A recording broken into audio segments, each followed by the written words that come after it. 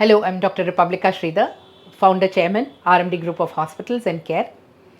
I am a geriatric and palliative care physician. It is very interesting. As I started my career, I was wondering, what would be the best. Looking after palliative and geriatric patients is actually very fulfilling. But the myth is people think palliative care means it's only the end or it is terminal, or when all the other doors of the hospitals are shut, only then the palliative care should be started, but it is not so. Palliative care very much needs, right from the disease when it is diagnosed, how to maintain the quality and dignity of life and keep it pain free.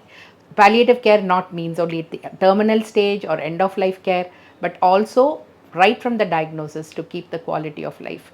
And when it is geriatrics, now we all know that the population is going high, especially for the geriatric population, and with the nuclear families and many children abroad, it is becoming a challenging situation. So there is always a emotional and a practical decision where the patient and the patient's relatives have to take. So there is a myth actually, even when it is geriatric patients, வயசாயிடுச்சு, why should we do anything?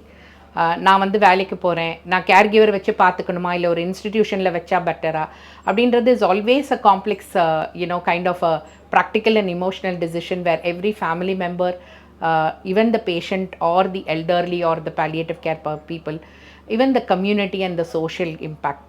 So this is always there, and particularly in India, because the culture is very diversified, it is a very very difficult situation which we need to look into it. Few challenging situations where definitely a caregiver would play a better role is one, when the patient's daily living activities need support, there is no other option but to have a daily living support.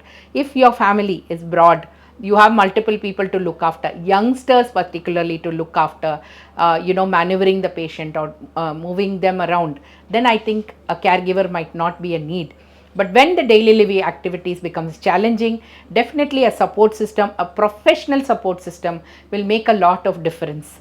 இதுதான் வந்து மக்களுக்கு புரிய மாட்டேங்குது. ஐயோ, நான் care giver கொடுத்துட்டு they don't realize, many a times I've seen, they look at the cost of the caregiver, but they don't realize suddenly when there is a fall, the cost which they spend on taking care of the fracture or the spine surgery is multifold than having a caregiver. So people don't look into these things. Then metabolic challenges, elderly and palliative care, the metabolites are always very variant. Sodium வந்து can go down, potassium can become different, which will make them cognitively low. So கேட்டால் ஒரு செமிகோமா ஸ்டேஜில் இருப்பாங்க, இன்றைக்கி பேசுகிறாங்கன்னுவாங்க, இன்றைக்கி பேசலன்னுவாங்க, இன்றைக்கி டல்லாக இருக்குன்னுவாங்க. Other thing is self-medication, which many a times there is polypharmacy. Same drug with the different names might be given because we go to multiple specialties.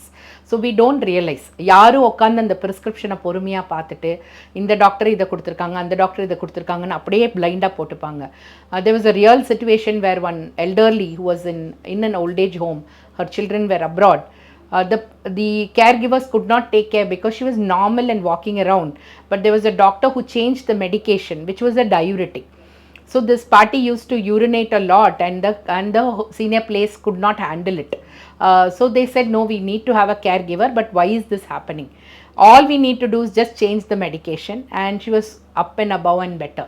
So we always try to push the elders or the palliative care thinking of very very very big things, but it might be small changes in their lifestyle or their nutrition or their physical therapy where they become much better. And also not to ignore the fact of mental health, because the more they are elder and the more they are palliative care, they become more bed bound or their more mobility is less, so they become more and more lonely. Have to recognize this fact, because if we leave that, and over the years or over the months they become more depressed, lonely, and this complicates with the secondary side effects of the medications. So we have to be sensitive of these issues. So having a medical support, having a caregiver support, having a social support, having an institutional support is definitely not a thing which we nearly need to feel bad about, but in fact understand this is not for us, but it is for the patient. I'm just signing off with a real story where there is a elderly lady with advanced cancer who's 84-year-old. The patient is very clear, I don't want anything, just let me go, I understand I'm with disease. But the family people are feeling she's not eating, she's not doing this.